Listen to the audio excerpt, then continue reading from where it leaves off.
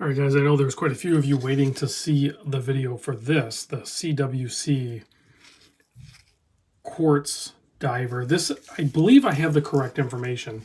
I think this is called the SBS diver issue, or QS120-DD. It's the one that has been issued to a few different military groups, but one being the Royal Marine SBS, and from like 87, but 1987, and even currently still. So it meets their specifications and probably their price point too, because these are, I know some people are going to say that this amount of money is not affordable, but it is affordable for a lot of people. Okay. The European price, or the English price, is 582 pounds. Translates currently to about $720 US. And I think you get a pretty good watch here. I mean, it is quartz, okay? It is quartz, and it's PVD coated. It's not DLC coated. So I kind of also get that that is a bit high, I think, for what is really presented here. When you could probably go get a Scurfa or something for a fraction of the price, and it has similar specs. But let's not dog on that. Let's just talk about the watch, okay? So I measure the case from here to here at 41.5. Now the bezel is inboard of the case. You can kind of see it sits inboard, and it is only 39.6 millimeter. The lug to lug is 46.8 millimeter.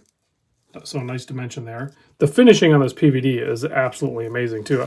Honestly, I was surprised that it wasn't DLC, but it says right on their website it's PVD because it looks super clean and well done. It would even look good worn because it is a military style watch, and a little bit of wear on it would look kind of cool. The thickness is only 12.2 millimeter. You have a flat sapphire crystal up top.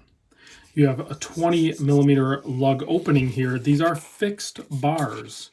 So you have to go with a pass-through strap in order to use this watch, and I'll show you that in a minute. You have a 6 millimeter screw-down crown, and you have 300 meter water depth rating on this. So very solid crown and tube assembly here.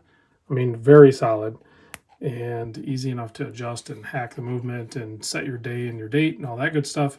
Threads in flawlessly. I didn't even backspin it. It just works perfectly. Inside is a Swiss Ronda quartz movement. I didn't read the battery length on this thing, so I'm guessing it's going to be around 4 years. It should have an end-of-life indicator, meaning that the seconds hand will do a few ticks to notify you that the battery is near its end of life. So pretty basic military style looking watch here. Well, it's not a military style looking watch. It's an actual military watch because this is a standard issue. It actually even comes with like the ID numbers on the back. So I gotta stop with the saying that it's a style. It's not. It's a legit mil spec watch. So here you go. It has all of the markers that it needs for the identification that the military requires.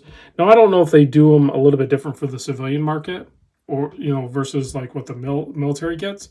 I don't know, but this is what we have here, and you can see that bar there.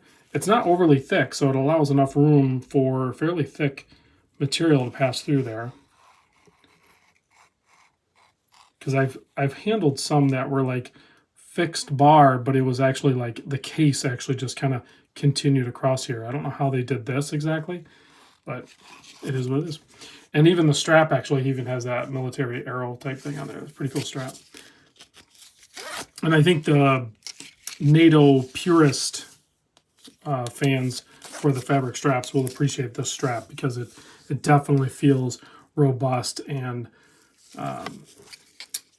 capable, we'll just say. Okay. All right, let's zoom back out. Let's pop this on my 7 1/4 inch wrist, and then we will close out with a loom shot. I have to say big thanks to Adam from 1010 Talk, who never posts any videos anymore, for sending this in and some other watches. So this is the proper length. I forget what the actual length of it is, but it's long enough where it goes through and folds back, or there's other ways you can obviously wear these straps I'm not versed in, but you can see there on my wrist, it looks the part as it should. I think you can get this in a standard stainless steel one. The reason you would go with black is because it's non-reflective for the most part, so it's not shiny or anything like that.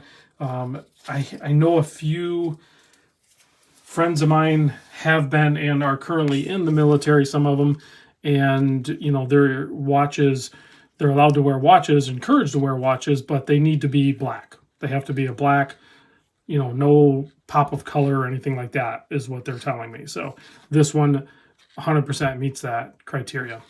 I didn't read what loom is on this.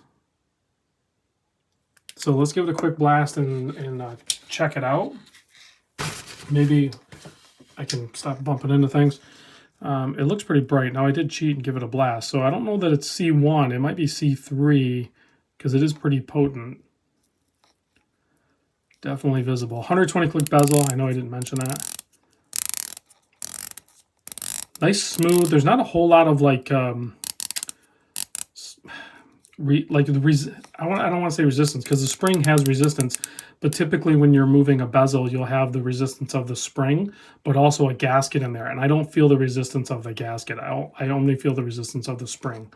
So it's very tactile. All right, guys, thanks for watching, and I'll catch you on the next video.